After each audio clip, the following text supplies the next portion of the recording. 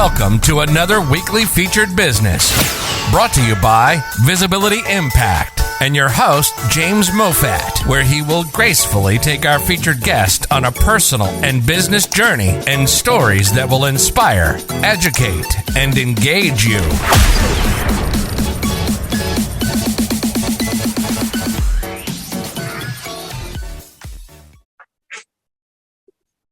Hello and welcome to another featured business brought to you by your host, myself, James Moffat. Today we have our 115th guest all the way from South Africa. So you'll learn more about her in a moment. So Nicky Verd, I guess I'm pronouncing that right. Welcome to the show. Thank you so much for having me, James. Absolute pleasure. So I've been checking out your profile. I typically find my guests on LinkedIn.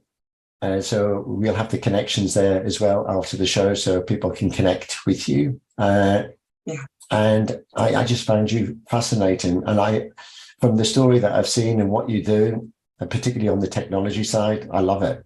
So I want to know more about you. So Nicky, welcome. Thank you once again. Right. So also part of Explore. Excellent. So also feel free to, we have an audience as well. So feel free to ask questions. So Boyan's here with us in the studio. I will ask questions as well from time to time. If other people join, I'll let them in. But if not, then the recording will be made available so people can see it afterwards, because it's not always a convenient time for everybody based on where they live in the world. But they can catch up on a recording, which we put on YouTube. And Nicky, you can share wherever you want. So Nicky, let's get going. You ready? Yes, I'm ready. Right. You're going to disrupt us. Oof. Or we disrupt ourselves, as you say. Oh, yeah. So I love the word, because many years ago, I actually started a company, just digressing a little bit, in the UK called disrupt-it.co.uk. Right. And because at that time everyone was talking about disruptive technologies, disruptive this, disrupt. So I created a company called that. It doesn't exist anymore. It was just for fun. I just liked the name. But anyway, that's another story. So Nicky, let's make a start. So where are you living, just for the audience, where are you living now and where you're originally from? I live in Johannesburg, South Africa, currently, but I am originally from Cameroon, which is the west of Africa. So I'm in the southern part now, but I'm originally from the West Africa, in Cameroon. Right. And we have had previous guests, I don't know if Boyan mentioned prior to the show, that we've had previous guests from South Africa. So it's worth actually connecting you with some of them. They are recorded as well. So you probably... Well, maybe you wouldn't find them on YouTube, but I could definitely help connect you with them and some great people.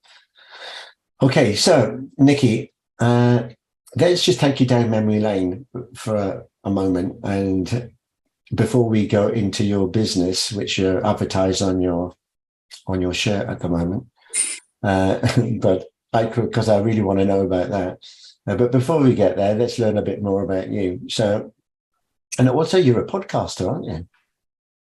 I'm yet to launch. I'm planning to launch in the next month or so, March. I'm yet to launch my podcast. I've been planning for a long time. I think it's about time I just do this. Yeah.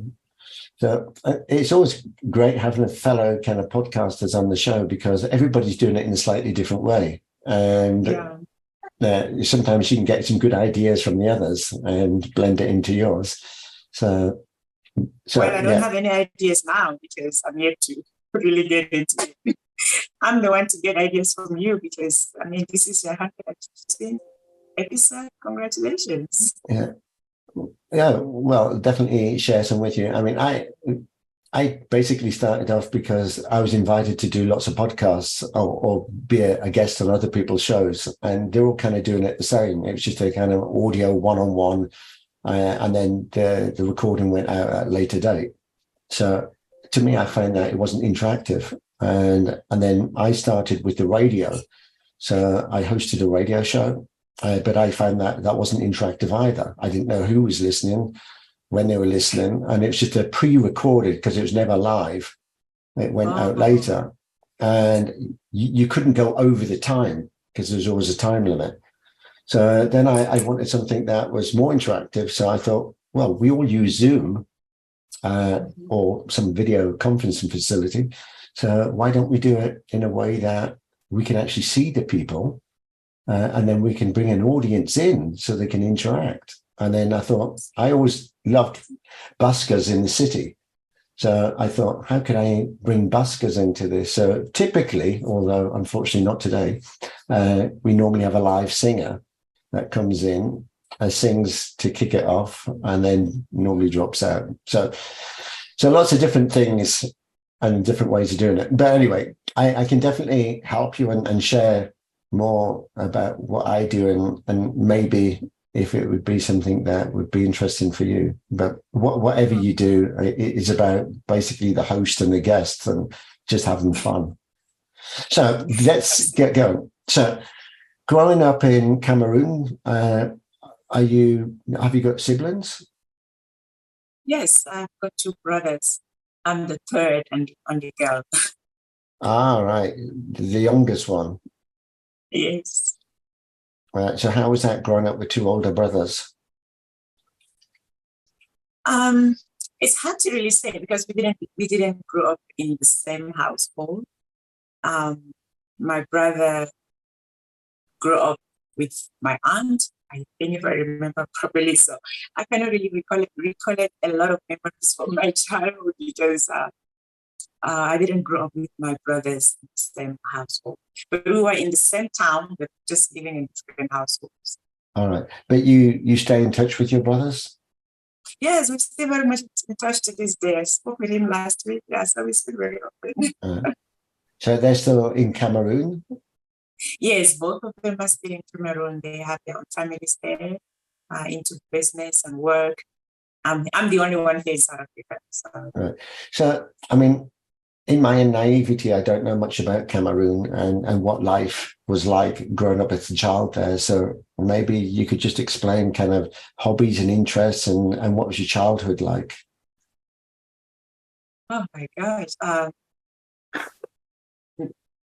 My childhood, how is it like? I'm trying to recollect a lot of memories because this is a different kind of podcast I've never done where I'm really taken back to my childhood. It's really always about what I do now.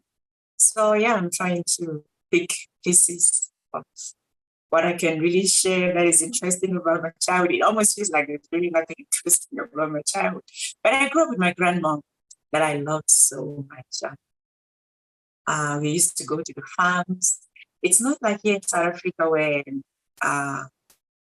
my children know food comes from the grocery store, right? So back home where I grew up, food comes from the farm. So we used to go to the farm. We cultivate vegetables and all of these things, and potatoes, and we harvest them. So we knew the process of how it's done from the planting to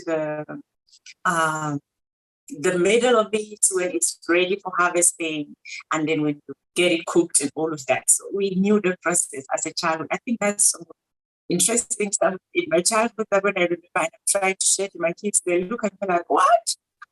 Because they understand what comes from the grocery store, but they have a completely different childhood from mine. So I grew up in it's called a village. I don't know what it's called over there, but it's a village where you cultivate your own food, harvest your own food. You basically grow your own food. Actually, I think that is so much more relevant now than ever before, because we've so much relied on kind of supermarkets to convenient shopping and just go there and you get your shopping, and you don't think twice about where it comes from. But now, I think over the last few years, people have been more concerned about what is it that you're actually eating. And a lot of people have moved to kind of natural, organic kind of products. And they go, I mean, we go to the local farm and we get fresh milk there. And we can see the cows grazing and we know kind of where it's coming from. And also with chickens and eggs and stuff like that. So and also during the summer months, or the better weather, because in Switzerland, you can't really grow a lot at home. Although that said, you can do vertical indoor growing inside your home. So I think to learn that, I mean, you might have thought, why are we bothering and all this? But once you understand that, then I think that is an education in itself. You could actually explain how you do all of that, because most people are completely naive when it comes to growing their own. And I think that you put in a tomato plant in the garden, and if you get a few tomatoes, you're kind of happy. But when you have to kind of live off the land and do it yourself, you have to know what you're doing. Absolutely. I planted a garden, a little garden out here that I had. Initially, I didn't think it was going to become some sort of education, because when my daughter saw where spinach comes from, where tomatoes come from, she was blown away. It was the first time for her to actually see it in real life, right? When they talk about it in school, it's not something practical. They hear it. So when she saw potatoes come from the ground, she was like, oh my God. So I really love that tiny garden that I had, because somehow when I narrate the stories from my childhood and I'm showing them, we used to grow in a massive land much more than this, and we would grow, eat them, and even sell some to people, right? So now they kind of understand, oh, okay, this is how it's done, by seeing it, not just explaining it to them and then watching it on TV. It's a different experience when they get to go there and see it. So every time I'm at the garden, she will follow me around, and my son was also like, oh, okay, boys are a bit different. Like, the relationship with the garden was different. My daughter was much more fascinated with the gardening stuff. She was surprised when she saw veggies growing and the green leaves and all of these things, because all along she's seen them in the supermarket. But I think it's magical, because you're actually planting the seeds and you're cultivating and everything, and then at the end you get a product. Absolutely. You've created something, and then when you eat it, I think you appreciate it more, because it's your hard work that's gone into that. And I think, I mean, my wife is from Brazil, and when we go there, it's a similar story. It's kind of the traditions are passed down through the family. So I always think that when I go to Brazil, that if someone just said, right, you've got to stay there, and we're turning off the power and everything, and you've got to live off the land, that I would like scratch my head, think, I don't know what to do. And I mean, they would survive because they understand the land, they understand that how you can conjure up power from places that you never thought it was possible. And very self-sufficient in that respect. I think sometimes I can survive. You just need to give me space on the land to grow my own stuff. We have the same in Bulgaria. So since my childhood until today, my mother is preparing for tomatoes, for cucumbers, and so we have a garden. I have also quite good equipment, mechanical to grow it. So we're doing like small farming, but it's for all. And then the taste and the efforts when you put it's difficult, but it needs time. Normally over the weekends, my mom is doing during the week long. It's totally different feeling. It's no chemicals, so you need to fight with enemies naturally. So to preserve the food but it's also very good for the kids. So when you involve them, it's work. So they see how really the food is growing, and this is it's a learning, it's culture thing, and it's very important for the people. And it was helping a lot during the COVID, the lockdowns. When you have a garden, when you have something to do, you have, even if the world is shutting down, you're still moving. This is amazing. I think more and more people are moving towards that. I mean, in my neighborhood, everyone that's got a garden is trying to grow something, right? And imagine if you created a community that started to do that, and then you'd say, right, well, you do the tomatoes, we'll do the potatoes, and you do the carrots, and so on, and then you could be self-sufficient. I mean, it just seems a waste that when we cut up carrots, we cut off kind of the green leafy bit and throw it away. But if we actually planted that, we could grow another carrot. We have villages that people utilize a small place that normally you have a grass outside so you see tomatoes, potatoes, and they're growing. They utilize everything, and it's magical when you see, compared to some villages that you see that it's a total disaster, like after typhoon was passed to. Exactly. I think it is kind of our natural connection with nature, because growing up as kids, we love being out in the nature. If we ever went for walks in the forest or down by the rivers or whatever, we loved it. And this is connecting us back to what we truly are, and not people that go to supermarkets and just blindly buy things just because it's wrapped up nicely, actually in plastic. Right, but that's another story. So anyway, you also like dancing. Yes, I do. How did you know about that? In the questionnaire, you said that. So dancing, exercising. So it's a cross between dancing and exercising, or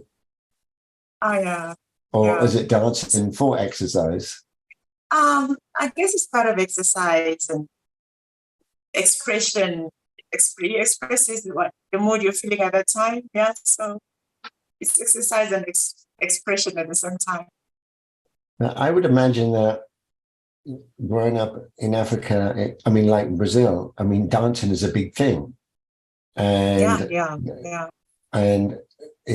and there's certain dances depending on culture or community or whatever that people do. I was never such a good dancer, so when I'm in Brazil, they can tell, like, oh yeah, look at him, he's terrible, go and sit down. I just don't have that flexibility, but I try. Yeah, in Africa, dancing is a big thing for us. We love to express ourselves. Through dancing, you move the body around. But singing also? A little bit here and there, but yeah. So you don't have the shower singing, though. I think most people sing in the shower, so I do like that group. Okay, you don't have any local songs or anything that you want to sing? Oh no, don't put on the spot like that. I was just trying to put you on the spot to see if you would just... I can see that. Okay, so let's kind of move forward. So education and schooling wise, I mean, was it tough also in Cameroon? Yeah, I think like everywhere else, education is, I don't know if to say tough, but as children growing up, they don't like, few children really enjoy school, I think. They don't like the idea of going to school. They prefer to just sit up, watch TV or play video games and stuff like that. So yeah, it was uncomfortable. It was, but nonetheless, it was exciting because that's where you get to make friends and learn to socialize and things like that. So yeah, I did enjoy school, but I also did not enjoy it at the same time. So, but I had fun. I had fun in school when I was great. Yeah. Yeah, we had a guest last week from Australia, actually, and he was saying that he hated school. He said they never seemed to teach him the lessons that he wanted to learn, and they didn't have the lessons he wanted. And he wanted to do more into kind of emotional intelligences and stuff like that. And none of that it was taught at school. It was kind of the things that you have to learn this and that's it. And they thought, well, what about the other things? And also he was very practical. And he wanted more practical hands-on things. And that was his thing, right? He give him woodwork or metalwork or something like that with his hands, and he will excel at it. But give him mathematics or history or or things that he didn't really enjoy, and he was terrible at it.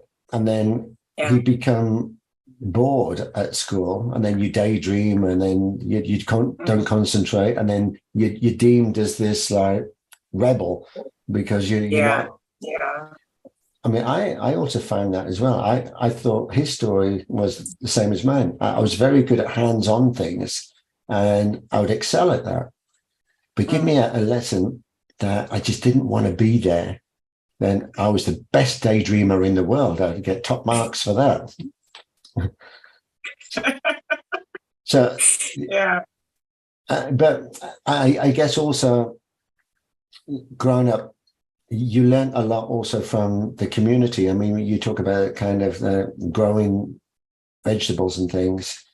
I mean, there's a lot outside of school that we'd also learn. So, I mean, that is a big learning as well, because we don't even learn that either at school or at home.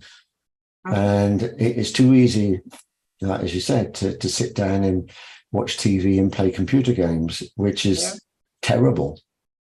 Yeah. So then at school, when you finished school, I mean, you just went to regular school, or did you go further on to universities or anything? No, I actually just did regular school. Now. So I don't have a degree. Sometimes I joke about it. I say I don't have any certificates to my name except my birth certificate. Right? But I think, so, I think society have kind of made us feel ashamed in the fact that we didn't go to university and we didn't have that degree.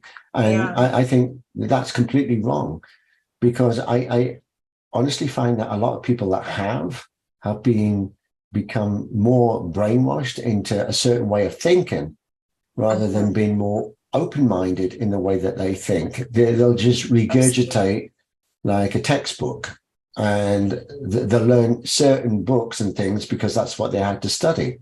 Whereas others that didn't, we're kind of a free range to do what we want. So I actually find you can have very intelligent people that come from university, but they lack common sense. Absolutely. If I can tell you, something that happened yesterday, right?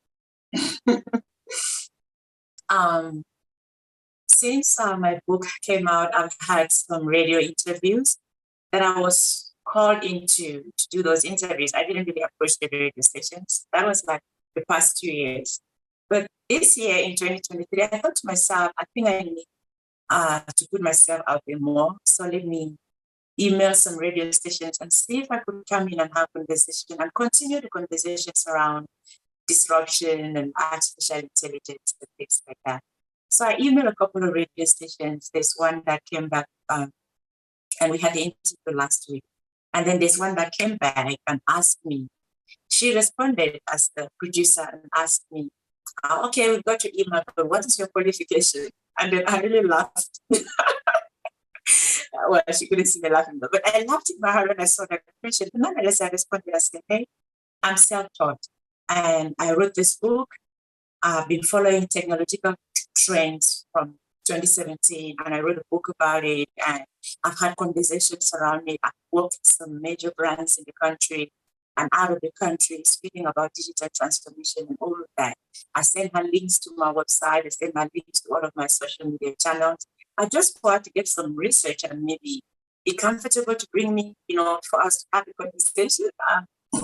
So she went through it, or maybe she didn't went through it. She just responded and said, okay, we're going to do a pre-recorded session and see what comes out of it. If something comes out of it, we may post it. If not, we're not going to post it. So I felt like she doesn't quite trust the fact that I responded with unself-taught. And I couldn't even listen. She opted now as I speak to, I haven't responded to the email because I'm like, it feels like this will be a waste of time for both of us, because she prefers someone to bring a certificate to the table than value, because there's a whole difference between qualifications and bringing actual value to the table. Yes, I may not have qualifications in technology the way she wants it, but I have studied the trends, even maybe much more than some people that are in IT, you understand? So when you go back to the whole idea of qualification, I don't feel ashamed for not having certificates. I use it even in most of my talks to let people know where I come from and understand that this is completely self-talk. And my conversations are based on me observing the things that are happening in the world, how the world is changing and things like that. So if someone is based entirely on qualification, I already feel that our values don't even align to begin with. Because if your focus is on certificates, my focus is on value, on how we can solve the problems that are happening right now, whether you have a certificate or not. How can these problems be handled, So yeah, that's my story. Absolutely, I completely agree. I mean, at the end of the day, I mean, we have the University of Life, basically. Yes. Life experience. That is my university. No, honestly, I mean, I find that I have better conversations with general people that have experienced, they've lived abroad, they've traveled, they've experienced many different types of jobs. They're kind of also looking for the answers about where we're going in life.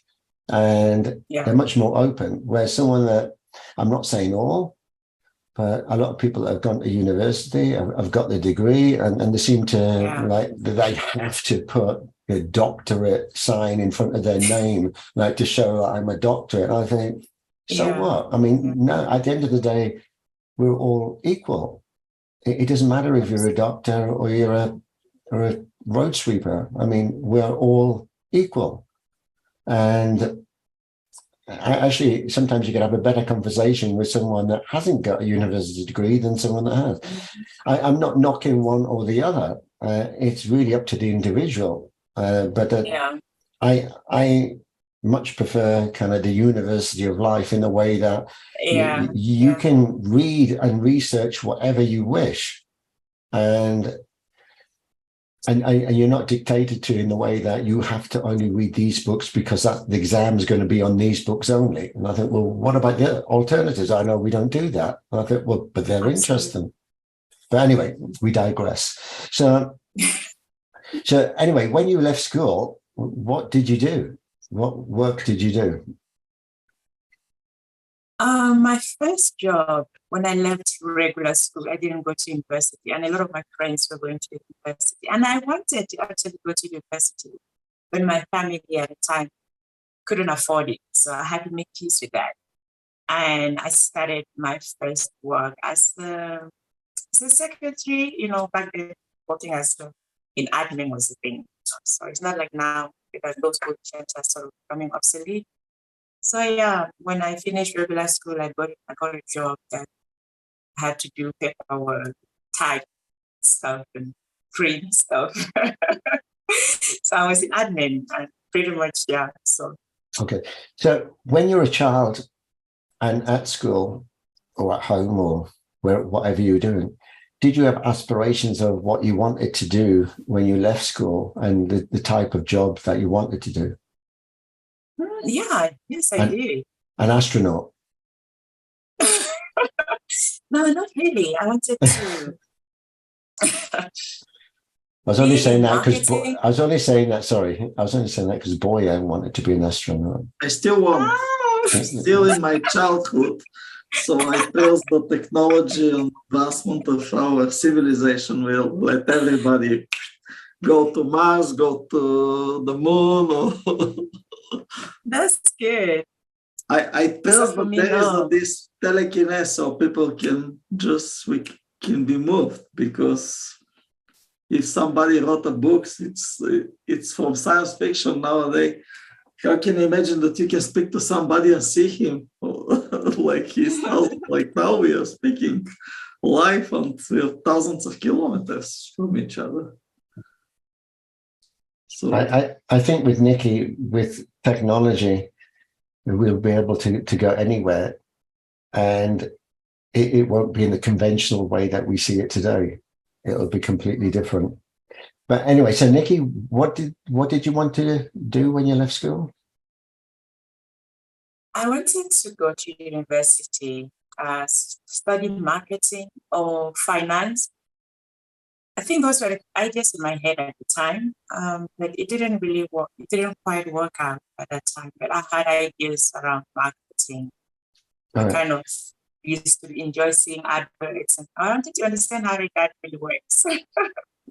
So what restricted you going was it cost money to go to university, and it was not really an option.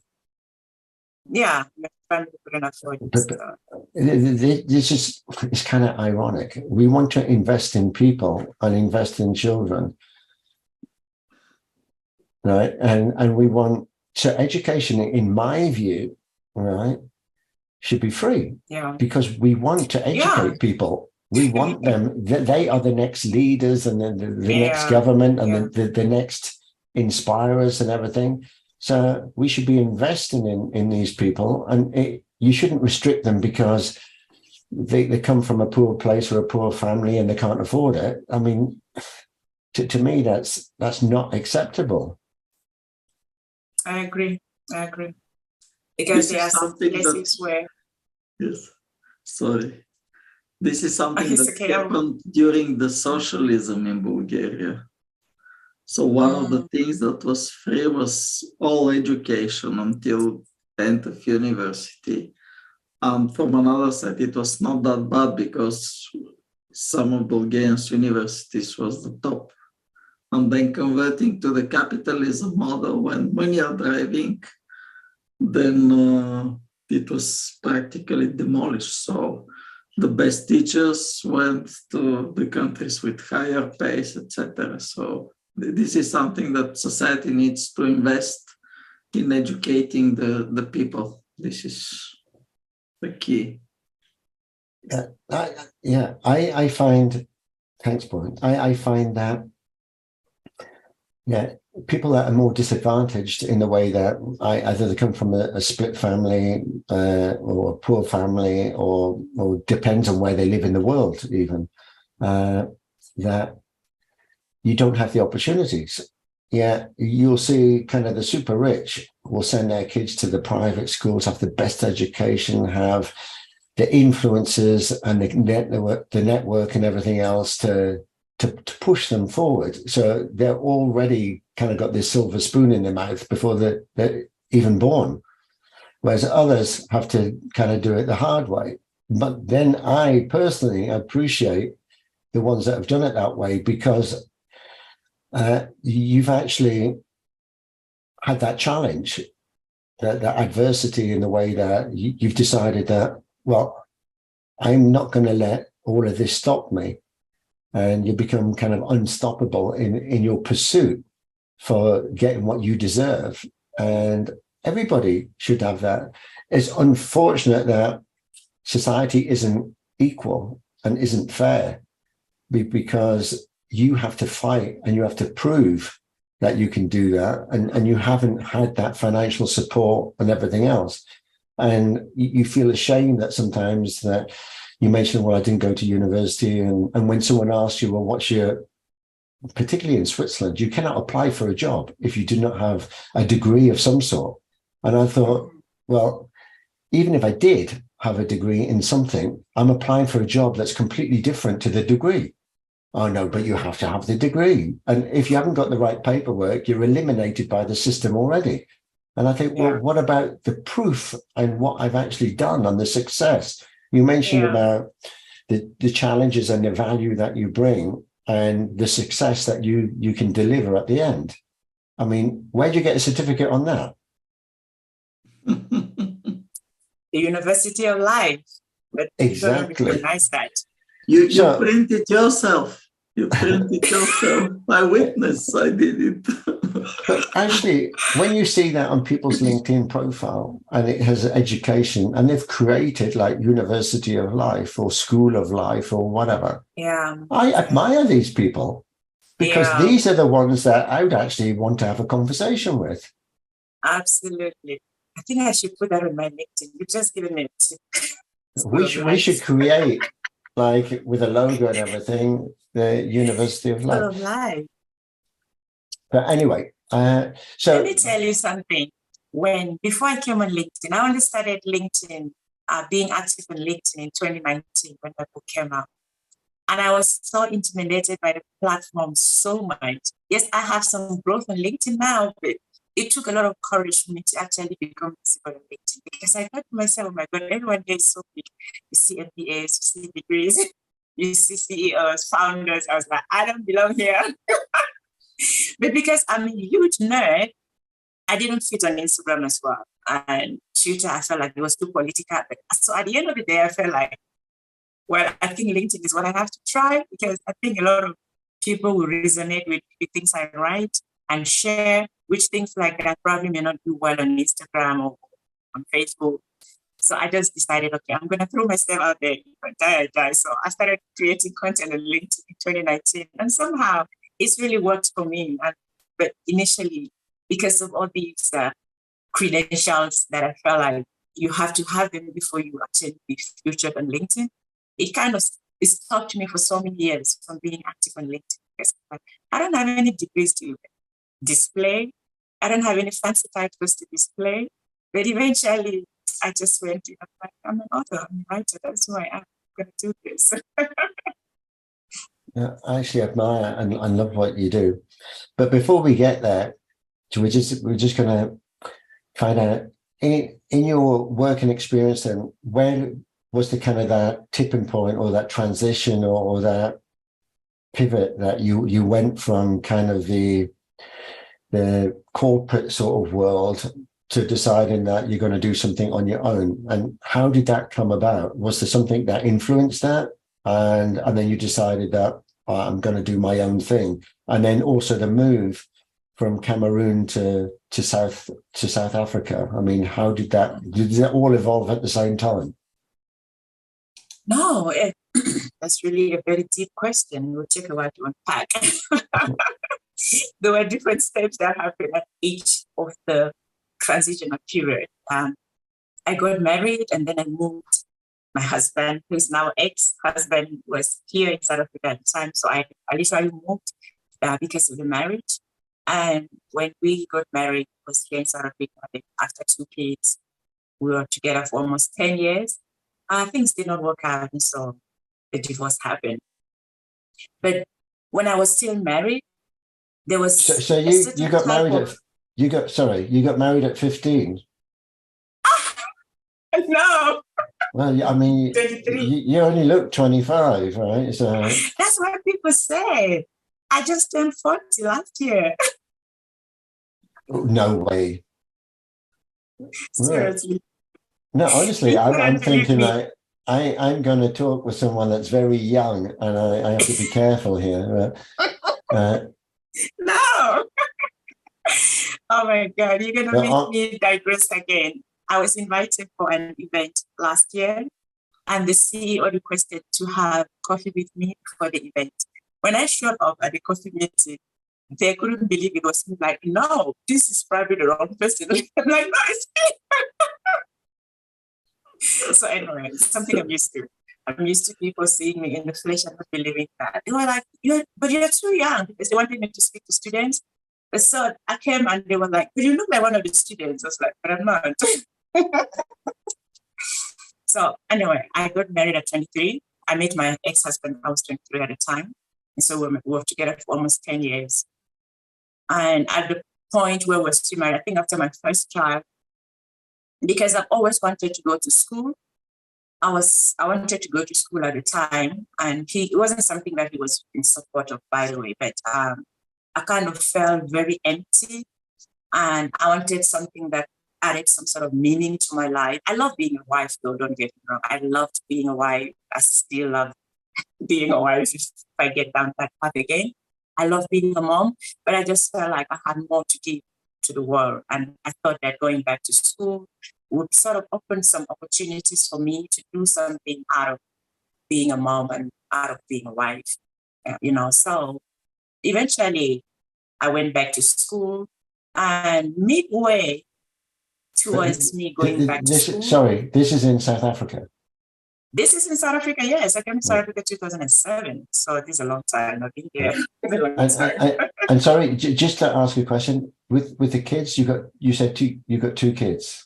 Yes, I've got 2 kids. So how old are they now? My son is 14, my daughter is 10. Oh, very Almost nice. my kids and around James' kids' age. Yeah, We should get great. together. It would be fun. I have three. I mean, I have twins, a boy and a girl. They're 7, and their older brother, who's 10. Oh, great. I also Wow, have great. 3, 7, 9, and 14. Yeah, so That's yeah, great. and So I'm only 25. I'm 24. In March, I become 25. So as you can see, I'm not as young as I look. I'm glad that I've been blessed with the fountain of youth. Anyway, to continue with the story. I think it's that the food that you've eaten. Or the fact that I honestly, grew up in the village. It could be because I pretty much I was exposed to processed food only when I got to South Africa. We don't have that in Cameroon. Processed food is something I started experiencing when I got to South Africa. So I've eaten pretty much healthy all through my life.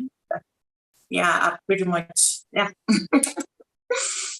A healthy lifestyle.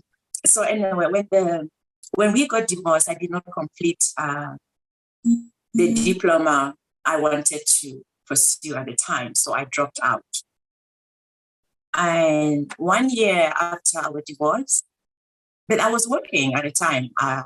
Though I wanted to go back to school, I had a job, but I knew that having certificate, I was still very much with the mindset of the world that you need to go to school, you need to have certificates before you can have any type of success in the world. So at the time, I was still very much in that mindset that if I don't have the certificate, I pretty much don't have any chance. So that was the reason I wanted to go to school, but I was working. I had something I was doing. So when the marriage, when we got divorced, and then I left, and 1 year exactly after the divorce, I got retrenched. I got laid off from the job I was doing. It was something small. I was still very much in admin, But I wanted to work my way up to the corporate ladder. I had plans to climb the corporate ladder right to the top. But it knocked me off very early, at very early stages.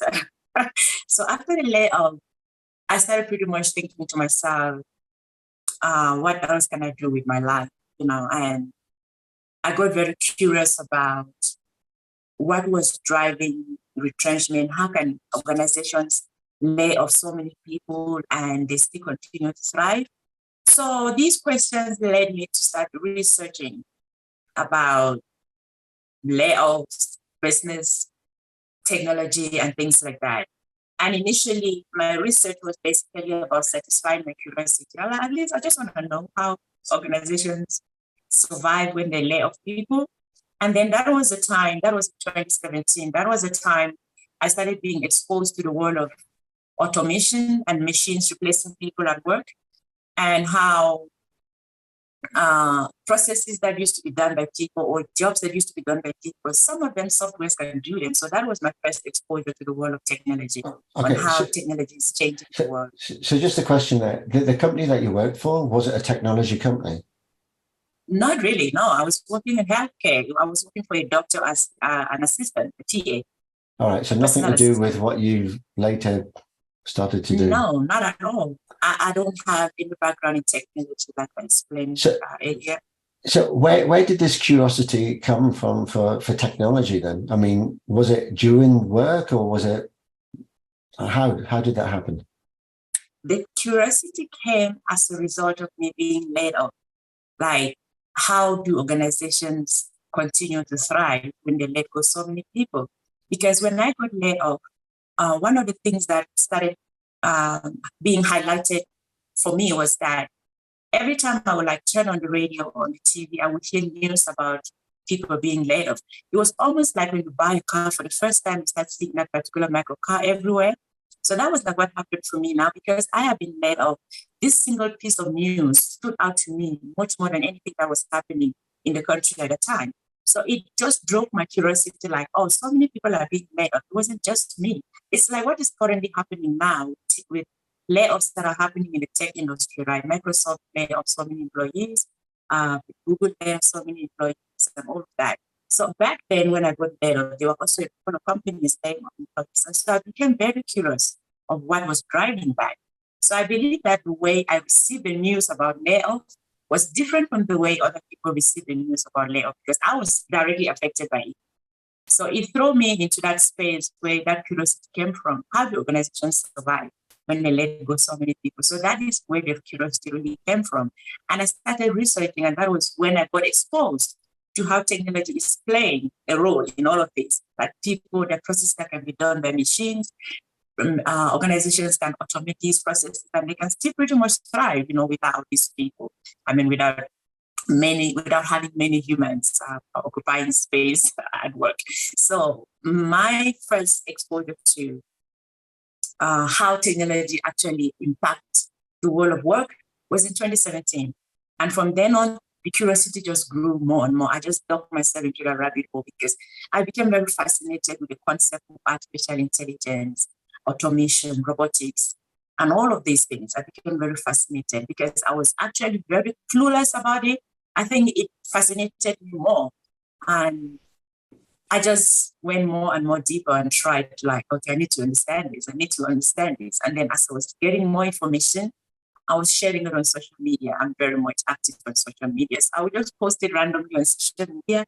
But then it started creating some sort of interest from social media as well, where people will ask me, oh, Nicky, okay, we didn't realize this. Tell me more. Like, I saw that people were really intrigued and interested in the sort of my journey that I was in, because as I got retrenched, writing or doing all of this research became like some sort of therapy for me to get over what I was going through. So I just put that information online. People became also very interested and fascinated by it. And were asking me questions. So every time someone will ask me questions, it would throw me back to go do more research. And it got to a point where I felt like, I think someone should write a book about this.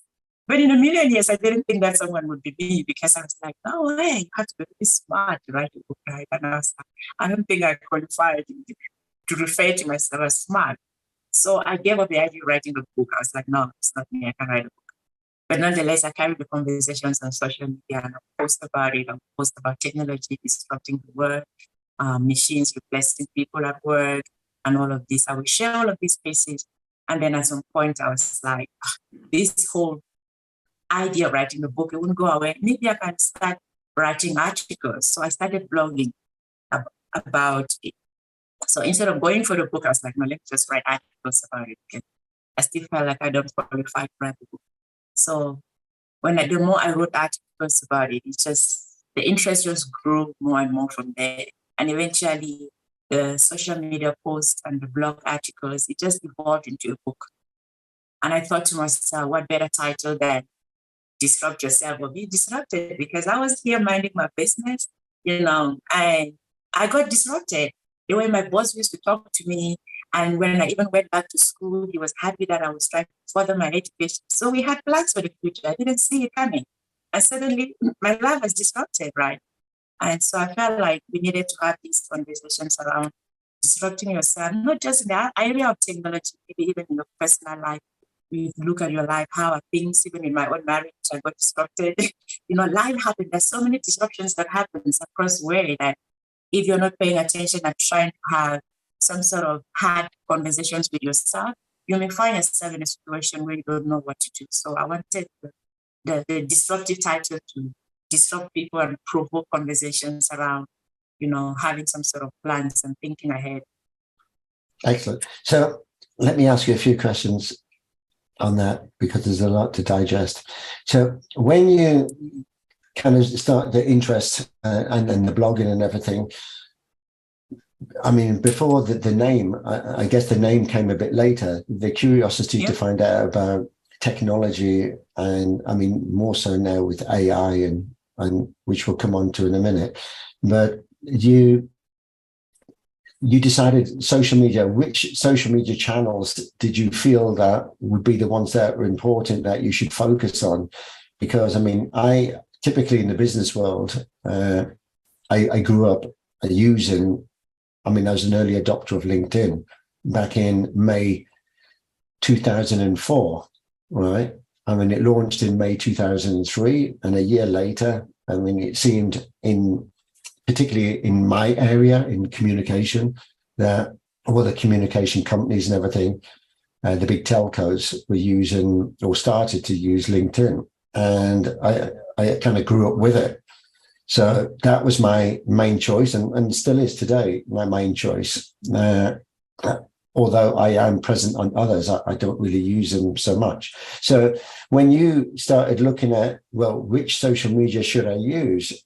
How did you decide on which ones, and where would kind of the audience be that would actually be interested in listening to what you actually blog about and everything else? So how did you do that? And were you using it before in your kind of corporate job, or was it this something all new once you left there? Social media became something that I was really paying attention to only after I lost my job. When I was in the corporate world, which was very short-lived, by the way, I wasn't much of a social media person to begin with. Naturally, I didn't put that much effort on social media. And so where I used to like get in and connect with friends here and there back then, it was on Facebook. I wasn't thinking that strategically as which platform has my audience, as the way you asked the question, that is like very strategic. I was not there yet. At the time, I just continued writing whatever I was writing on Facebook, because I've always been active on Facebook at the time. So at the time, the platform was Facebook. When I transitioned to LinkedIn, that was after the book came out, and the book was already out there. But when I was still playing around the idea of writing the book, I was just putting thoughts on Facebook. That's really where I was. Right. So now, I mean, do you have a preference on which social media you use? I mean, you use... Yes, definitely. LinkedIn. LinkedIn is kind of the number one, but you also use YouTube as well. You have a YouTube channel. Oh, yeah. Yeah, the story of YouTube. You've been very interested in it. You asked me yesterday on LinkedIn. So tell us how things evolve. So you're interested in technology, and you're also interested in like people being laid off from jobs, and technology was actually replacing a lot of people in some cases, and more so now, I think, with AI. And we could talk about ChatGPT a bit later. But now I noticed, particularly in Switzerland, that there's a lot. Everything is automated. You apply for a job and the system rejects you. So it doesn't matter how nice and creative you've been with your CV and that you put the time and effort in, you might as well just use a blank piece of like a Word document, as basic as anything, but with the right keywords, because the system's going to pick up on that, which to me is all wrong. I mean, you employ people because of their creativity and them being different, not that they satisfy an AI system that, you tick the right boxes. And I think, well, if you want an AI, then don't hire me, right? Yeah. Or you can also ChatGPT, place your CV and say, customize it for this job, and then you go hiring. But that's the thing. I mean, you're applying for a job because you want to use and leverage on your creativity, but you could use ChatGPT and you could just say, like, here's my CV, create it in a way that's going to be accepted in the automated system, and then it'll probably spit most of it out and just keep it exactly to apply for the job. So now you get the job and it's all fake. It's utter rubbish. I mean, but anyway, there is, to me, a fine balance between maintaining and preserving humanity and the human way of working, as well as leveraging on technology.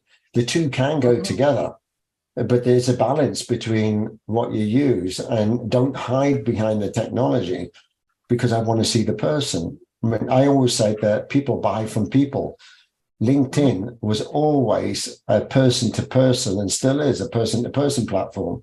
It's not an AI to AI, right? All right, you could use that. You could have everything fake, but that's not the purpose. So try to keep it human. I mean, if I want to buy something from you, I'm buying it from you, not because of an AI system. Although you could use that Absolutely. behind the scenes. But anyway, we digress. So how did you come up with the name? And do you have a website with the name on it as well? My website is basically Nicky Verd, which is my name.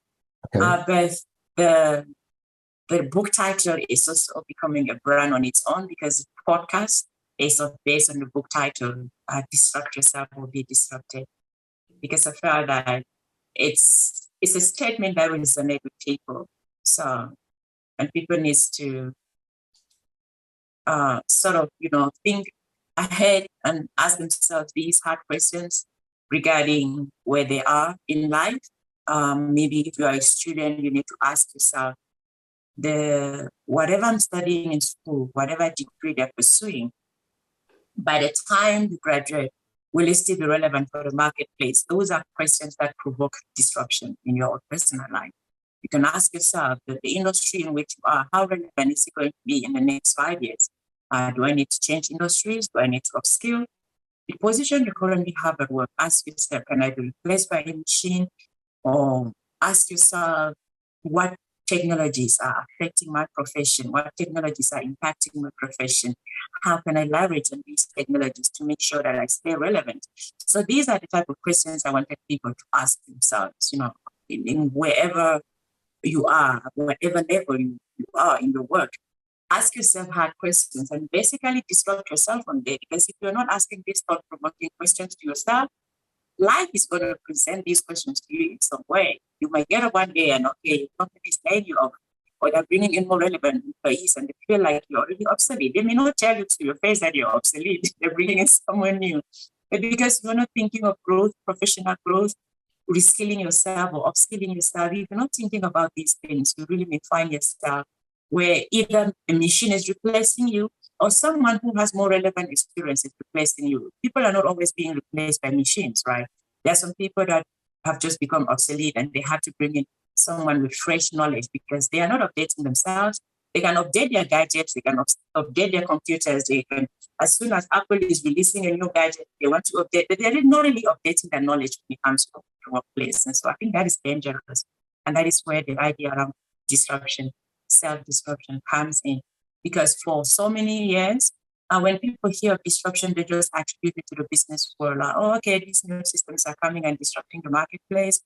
These new technologies are coming and disrupting the business world. But as individuals, we need to be disrupting ourselves also. Otherwise, the business world will move ahead. The market is changing.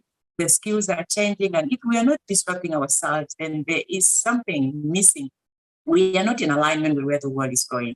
So as much as disruption is happening in the world of business, it should be happening in our lives as well.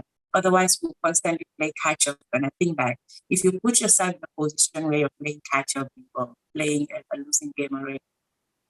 No, I completely agree. I mean, I grew up in telecommunications. My customers were the big telcos. And I found that when we were selling software technologies to the telcos, we always told there was like kind of this 5-year lifespan before that technology would be replaced. So anyone that was working in that, as an example, I worked in the early days of SMS text messaging, right? And that kind of revolutionized the way that we started chatting with each other through text messaging. And then there's a character limitation. So you use smileys and other things because you would abbreviate the word so you could get as much text in there as possible. Now, if you talk about that to kind of my kids, they'll think, what the hell are you talking about? Right. But in saying that, anyone that worked in kind of the data centers that were actually looking after this equipment, we were told that in 5 years' time, this will be obsolete and you'll have to retrain on something else. But the mindset of people was, no, this is kind of my baby, my thing, and it'll be my job forever. And I think, well, it won't be because it will change. And absolutely, you have to either be an early adopter and embrace the change, or you have to be prepared because things will change. Technology is always evolving. I mean, if you look at cars, we're not all driving around in a Model T Ford.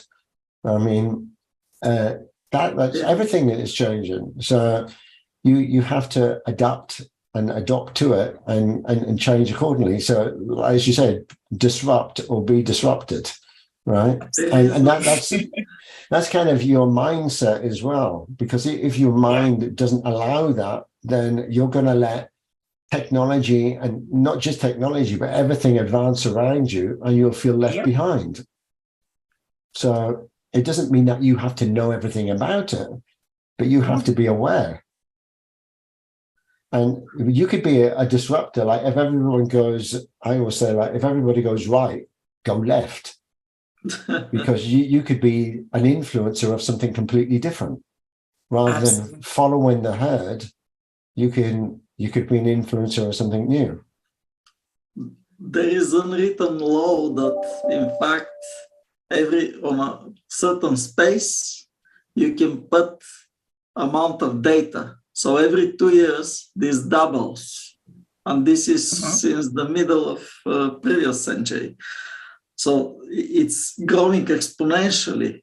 And then it's something that, for example, if ChatGPT, for example, can change the world, then we will need much more humans than to check whether the people coming for interview are really valid. Because if you use the technology for technology, you can tweak it, and then at the end it sticks to the real people that will be. Yeah, boy, and just using space as an example, right? With Apollo 11, 1969, right? You have more computing power on a mobile phone than you had then. So that's how it's advanced. So yeah, you have to embrace things. It doesn't mean that you have to accept them. I mean, like just moving on to ChatGPT, I'm just curious on what you think, Nicky, what you think about that, because I think there should be a watermark on it in a way that if you're using it and you're changing things around, then it should be brought to you or assisted you with a more watermark of it. Otherwise, it's not the authentic you. You've used technology to do it for you. Like I could get it to write my CV. I could get it to write a book. I could get it to do anything. I could university thesis. I could get it within 3 seconds. It could write a 10-page thesis, right? Now, that's not me. And that would be complete fake. So there should be a watermark that 50% or 100%, it's not my work. Otherwise, you get the job or something, you've got this thesis that you've written, but it's not you. So then you could now fake, basically, that you've got a degree in things. So I can see it can be very useful for, like, if I'm writing a proposal for a client and I just want to articulate it in a different way, it can assist me by rephrasing it. Now, I don't see anything wrong with that. But actually to do something for you and then you claim it's yours, I think is cheating. Now, what's your... I think as with every technology that comes into the world, so ChatGPT has its advantages and its disadvantages. But I see that so many people are focusing more on the disadvantages or on what the way it's more like it's making people lazy, plagiarism and all of that. Yes, those are the downside of the two. But when you look at the other side of it, I think that is helping us give us more time in our hands to be able to do other things. Because, for example, the proposal you just mentioned, when it comes to you having to sit down and think through it and have to draft it yourself, sometimes you have to go through 4 or 5 drafts before you have the final thing that you want. You draft the first one, it's not so perfect, second one, third one, and then you combine all of that and you come back with final piece. It can take a lot of time to do that, right? But ChatGPT cuts down that time for you so that it gives you the first draft and then you can work your way through it once and then you're ready to send those emails. And I think that was the whole idea where we even have on our emails. You're typing something on email and then because of artificial intelligence, it gives you the final sentences or it suggests what it thinks you're going to write next and you go with that. So if we are going now to focus entirely on ChatGPT, on how it's it's making people lazy, it's making people claim work that is not them. We can also look at the email thing. Should the email also come with a watermark? I didn't write this sentence myself. Artificial intelligence completed this line for me. I mean, where are we going to draw the line on where we should use artificial intelligence and where we should not use artificial intelligence? I understand the arguments. I understand the concern. Yes, but as with every technology, I think we're going to figure it out. I actually love the watermark thing. I hope they can incorporate it. It's a brilliant idea. I think that will help us so that we can know, okay, was this you, was this artificial intelligence? Because when companies are deploying artificial intelligence, they don't pretend that it's a human being. They let you know very clearly this is being done by artificial intelligence. You go on their website, they let you know that you're talking with a machine. When it responds to some of the queries, that you're asking, you're going through customer service, you know 100% that you're not talking to an actual human being. So maybe ChatGPT can come up with a watermark to know, okay, this was not written by an actual human being. Because the argument about it being valid, should we deploy it, that's not the relevant argument, because it's here. This technology is here and it's not going anywhere. We should rather be looking at, okay, how do we use it? What are the ethical uses of it? What is ethical and what is not ethical? How do we put certain restrictions around it or certain laws around it? I think that is where the conversation should be more relevant, rather than, no, we don't want these things, get it out of my computer. No, I don't think that's a relevant conversation. And then the second point is about the school systems that are planning to ban ChatGPT from schools, right? I had a conversation on YouTube, LinkedIn yesterday. If you looked at my profile, I had posted something in regards to that, where I don't feel is the right move for the education system to be banning ChatGPT from schools, which is essentially banning artificial intelligence. Because if you ban ChatGPT, which other artificial intelligence tools are you going to say yes to? Because then it goes against your own principles of, okay, we don't want this tool, because every artificial intelligence tool makes it look like a human did it, each and every one of them. So instead of banning ChatGPT, for me, I suggest that the school system should embrace it and try to set rules around how it should be used in schools, not completely banning it. Because on one hand, the school system is already behind. It's obsolete in so many ways. It's not training kids for the world that exists. It's training kids for the world that no longer exists. And so when they're banning ChatGPT from schools, they are adding to the problems that the school systems already have. Because when they're banning, when these students graduate from schools, they will come out and interact with artificial intelligence. And if it was not taught in school how to properly use these systems, they are going to abuse it or completely not know how to even interact with it. Because I believe that understanding how to use AI tools and AI systems, understanding how to communicate with these tools is going to be one of the key skills of the future. So if we ban it from schools, we are going to release graduates into the world that have no clue how to interact with these systems. And at the end of the day, they are still behind. And at the end of the day, they will still be forced to take an extra certification that teaches them how to interact with AI systems, something that the schools would have helped them do it while they were at it. Those are my thoughts around that. Yeah, I completely agree. I think because this is still relatively new for a lot of people, then it's good to experiment and see what works. Now, I was excited to try it out and ask it questions as well, and then see what it came back with. So lots of questions. I mean, it'll only find what is available for it to find in its search engines. So if there's something outside of that, or something that is deemed taboo, then it will not come back with the answer necessarily that you want. Now, so that is controlled in a certain way. But I agree. I mean, if you ban it from school, kids will find a way to use it anyway. They'll use it outside of school. Now, so isn't it better to educate them on what it is? Because it's going to be something that's going to be used everywhere, across every industry. You cannot stop it. This is the future. This is where we're moving. Now, AI, like anything, can be used for good purposes or less good, right? Absolutely.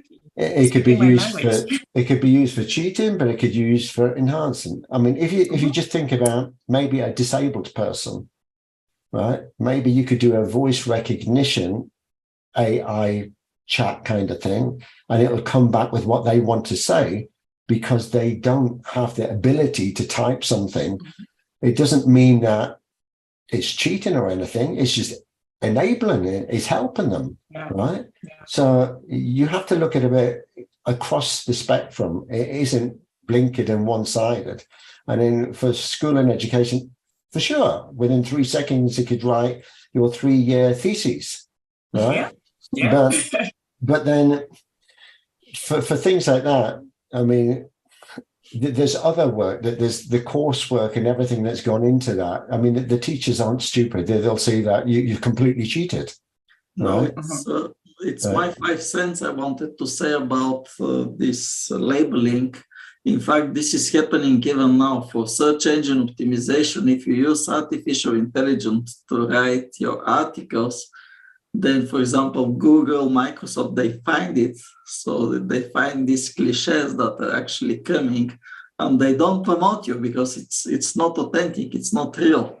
So still, they value that is something handmade, manual to promote it to the because it's a machine against machine working, and it's very easy to catch the patterns. Like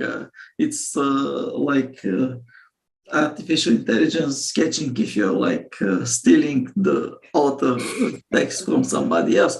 So it's not visible. This is something else. So I think what James proposed, it will be very good to kind of like label it, to educate people that it could be really beneficial for them to use it to enhance, and then to put a caution that it can help to make an A-bomb in my garage. Maybe it gives you the script how to do it. You don't know what it will come out of, what questions you ask to this. Yeah, it's definitely going to raise lots of concern, and particularly in the educational system. But I mean, I think banning it is absolutely wrong, because it is going to be everywhere. It's going to be used for everything, and it's going to advance more. I mean, it's not just about text. I mean, you can also do video as well. It will search the free video clips, and it'll put together the whole sequence of a story based on what you ask it to do. It's like banning the crypto. You ban it, and then the price goes skyrocket. Yeah. So I mean, if I think I could do a marketing campaign using AI and it makes it easier, I tell it what I want, and it's just my assistant is going to do it for me, right? So I don't see anything wrong with that. If I'm writing a proposal for a client and I want it to maybe grammatically better or use better words and stuff, I mean, the essence, I've written it, I just want it to tidy it up a bit. No, I'm not asking it to do the whole thing, which I could. I mean, it's about, I still have to have the intelligence that if I send this proposal out and I get an answer, I've got to understand the answer. Now, I'm not going to put that into AI and say, tell me the answer. Well, then I'm really going backwards. I'm becoming stupid, right? So using it as a personal assistant and an aid, I think that everybody will use it. I mean, if you think about, unfortunately for copywriters, it could replace a lot of copywriters. It depends on if you, I think there's a place for them as well, because they could use it as well to help them. Because say you're doing copywriting for someone and you still need a delicate eye on that to bring out the emotional and the personal attributes there.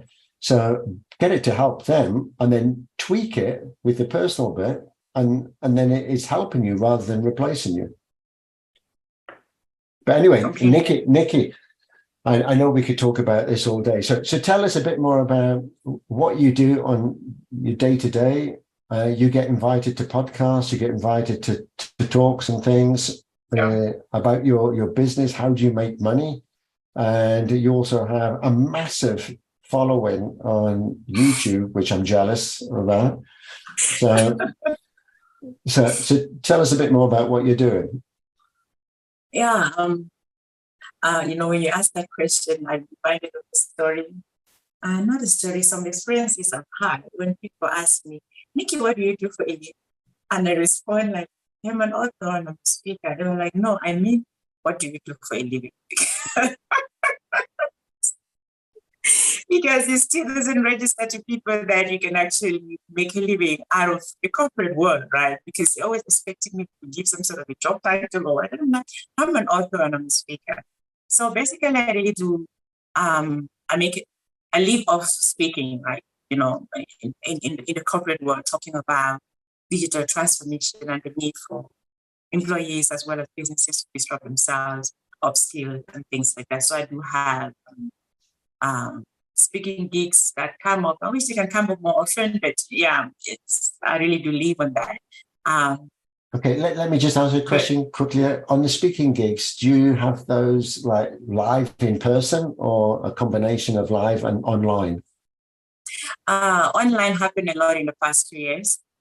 Now in 2020, 2021, 2022, people were starting to make it person. So I did more of my speaking gigs in person last year. So a lot would be around doing more. Sorry, I'm looking forward to doing more this year. So what was the question? Yeah, a lot would be around South Africa then.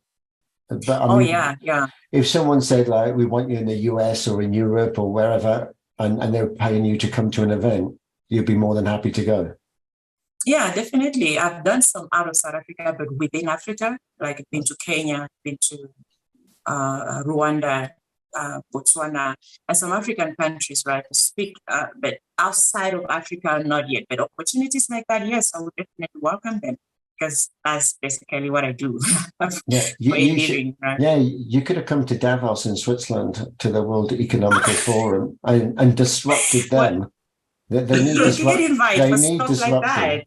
Yeah, maybe one day I will make it there, but you do get an invite for places like also Davos. In Barcelona, this kind of the big telecoms one, Mobile World Congress. And I mean, telecoms need disruption as well. I mean, it's normally, well, if you look, I mean, just digressing a bit again, if you look at Nokia, were kind of the leading brand of mobile phones. Everybody swore by them. They were easy to use. The next one you got was the same way that you would use it. You didn't have to learn anything. It was great. I loved Nokia. Absolutely. Until a disruptor came along. Right, was not a mobile phone company, was not a mobile manufacturer or anything, and they completely revolutionized the way that we use phones. They brought out Apple brought out the first smartphone and changed the game. And Nokia were complacent. They just sat back there thinking that we're the big boys, nobody can touch us. And now look at them. They got completely disrupted by not a direct competitor like Ericsson or whoever. It was by Apple. Yeah. All right. So don't always think your competitor is someone that's doing the same thing as you. It could be someone doing something completely different. Yeah. When you speak of that, I was laughing because I'm publishing an article later today on Nokia. I completed it last night, but I wanted to leave it sit so that I go through it again. I would have published it last night. So later today, if you check on my website, you'll see the article about Nokia on the blog section of my website. And speaking of, they were not disrupted by their big competitor. They were disrupted by someone who was still coming new into the market. And then we can bring it to what is happening right now. We can see that Google had dominated the search engine market for over 20 years. But right now, ChatGPT, that is a new startup, OpenAI that released ChatGPT is a new startup, but they are now, their partnership with Microsoft is now a big threat to Google, meaning that Google's 20 years domination in the search, internet search could come to an end. You know, Google is sweating right now. They have lost already 100 billion in shares because they didn't release their own rival to ChatGPT. They didn't present it properly. They didn't release it in time. So it's important that big organizations that feel they are winning in the market, they should shake themselves and ask, hey, is it time for me to reinvent? Is it time for me to do something different? Because usually they are not taken down by the big guys. The big guys try to compete with Google's. No one was able to compete with Google. they occupy over 85% of the market share. But a small company, a small startup like OpenAI, with the right partnership, that they are now one of the big threats to Google's domination. So it's quite an important point you're making. Excellent. So, Nicky, I don't want to keep you a lot longer, but I mean, we could talk about this all day. Technology interests me, and having a technology background as well.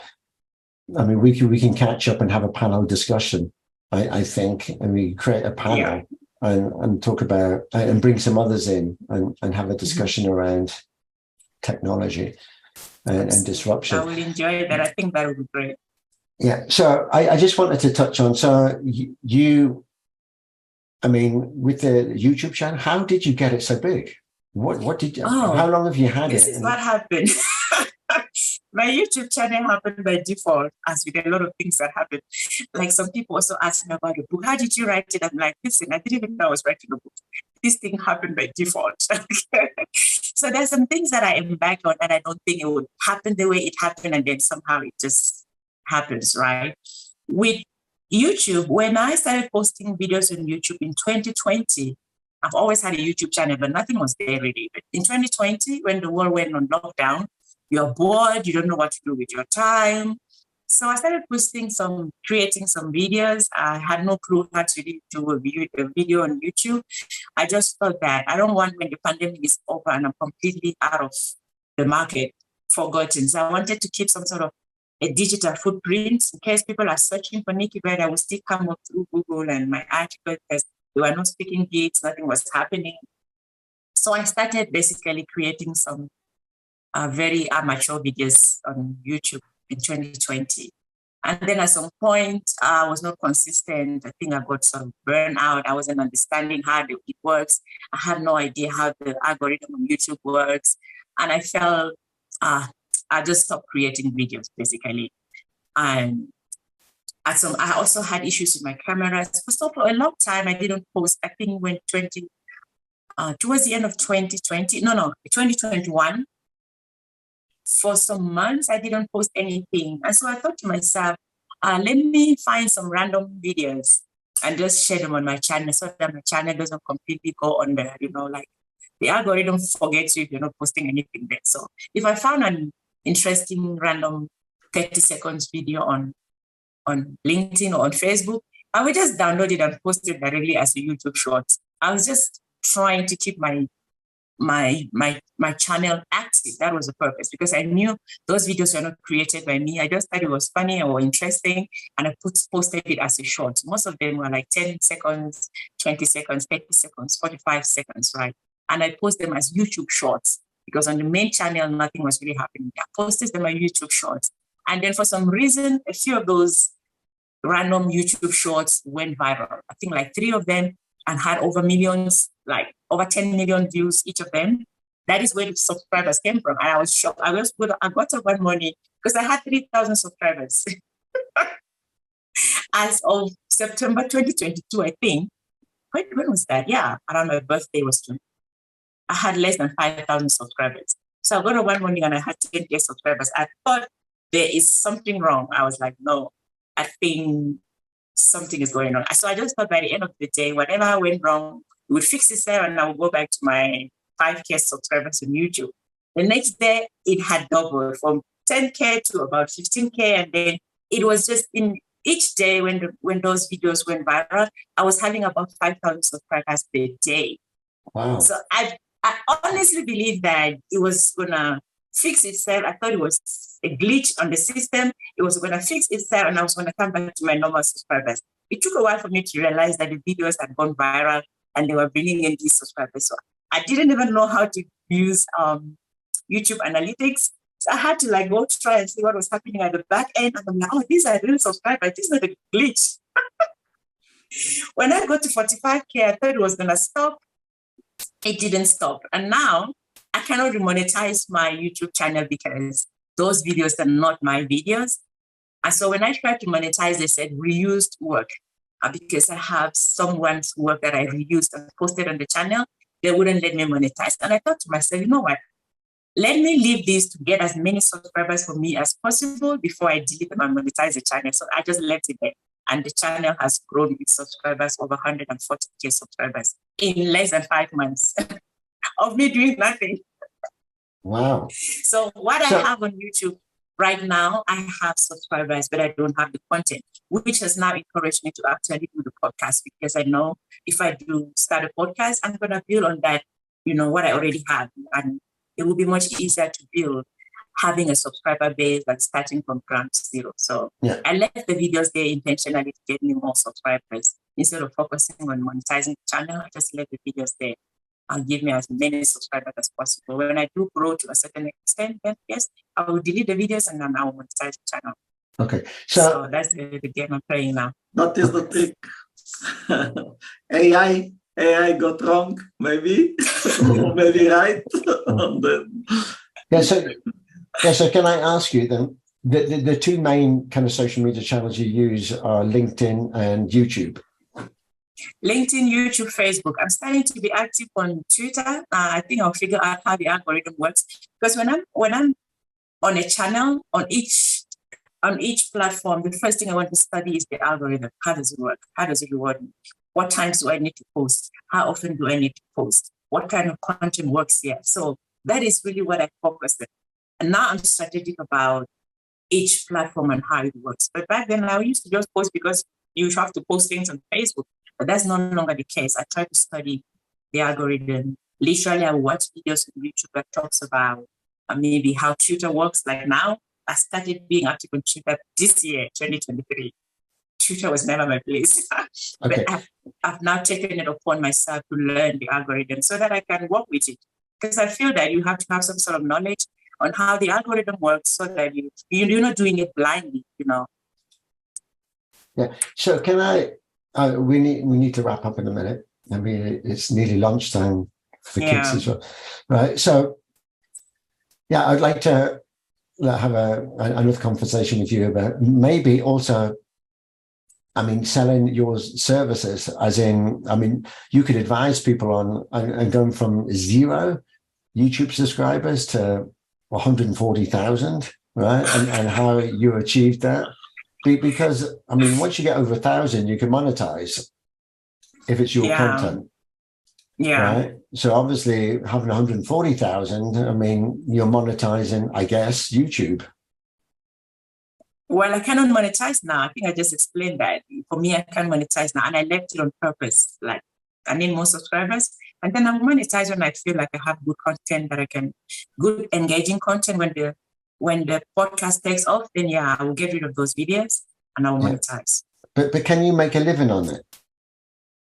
On YouTube? Yeah. Yeah, I've seen a lot of people. Right now, I don't make money off YouTube, so I can't really speak to that. But I've seen so many people create and even share the screenshots of how much money they make off YouTube. It's definitely a platform where people are making a lot of money, making a living off YouTube. I hope I can get there at some point, but people are making a living off YouTube. But to make, excuse my naivety, but to make money on YouTube, I know you have to get to that threshold of 1,000, but I guess you get peanuts for that. You have to have, what would be a substantial amount of subscribers to make a reasonable amount of money? Again, it's hard for me to answer to that question because I don't have the experience yet as when it comes to how much subscribers gives you how much money. I'm not monetized on YouTube intentionally. So, but for people that are already making money, you can follow them on YouTube and they literally share their journey, take you right to the back end on how it works, and you can get some sort of insight from there. Okay. Anyway, forget about YouTube for now. Yeah. I need your help. Maybe you could do me a short to say that you were a guest on the show, and then I can share it on my channel and then see if I can get some bigger numbers. I don't have. Remember, I have subscribers on YouTube, but I don't have the engagement yet because there's really nothing on the main channel as such. The subscribers came through shorts. So I still need to put in work and consistency to be able to build a good engagement on YouTube. Okay. Maybe we could help each other. So I've beaten the algorithm on one aspect, so there's another area that I have to work on. Right. Maybe we can help each other there then. So anyway, I think just to kind of wrapping up. So you also mentioned podcasts. You do podcasts, or you're planning to do podcasts, or you're on many other people's podcasts? I do like people's podcasts for now, like your own. Get invited as a guest, but I'm planning to launch mine next month, which is March. The first episode will be able to go on by March. Sorry, what type of guests will you have? Looking for people in the tech industry, people who have transitioned, people who have upskilled themselves, people who have reinvented themselves in some way, sharing stories of invention, and people sharing their own ideas, how they feel about disruptive techs, for example, like ChatGPT, what are their thoughts about it? I feel that the conversation needs to happen on a larger scale, so we can share what we feel about it. So I could be a guest? You could, yeah, definitely. I would definitely shoot you an email once everything's ready. Yeah, I'll wear a disrupted t-shirt. Sure. Right. Anyway, so you've been a fantastic guest. I could talk to you all day. I think Thank you. The stories that you're sharing, definitely what we're trying to achieve here is to inspire. And you definitely inspire. You've educated also with what you know. And I think the most important thing that we want to achieve is bringing hope to others, because there is a way forward. And a lot of it is mindset and believing in yourself. And you did this. You believed that this girl from Cameroon can get out of there and actually have her voice heard and become someone. And not that you weren't someone before, but actually to be recognized. And it doesn't matter if you went to university or you didn't. You've actually achieved something that as many people want to learn your story and how you did it, and help them disrupt their life in a positive way. So, Nicky, you've been a fantastic guest. Thank you. All right. It's an absolute pleasure to get to know you. I wish you great success on top of the success you're already having. Thank you so much. And you mentioned about the book, which that you have a book that's already published. Yes, it's available on Amazon. So if anyone is interested, have you got it there? You could show us. Have you got it? Yeah, let me check it out here.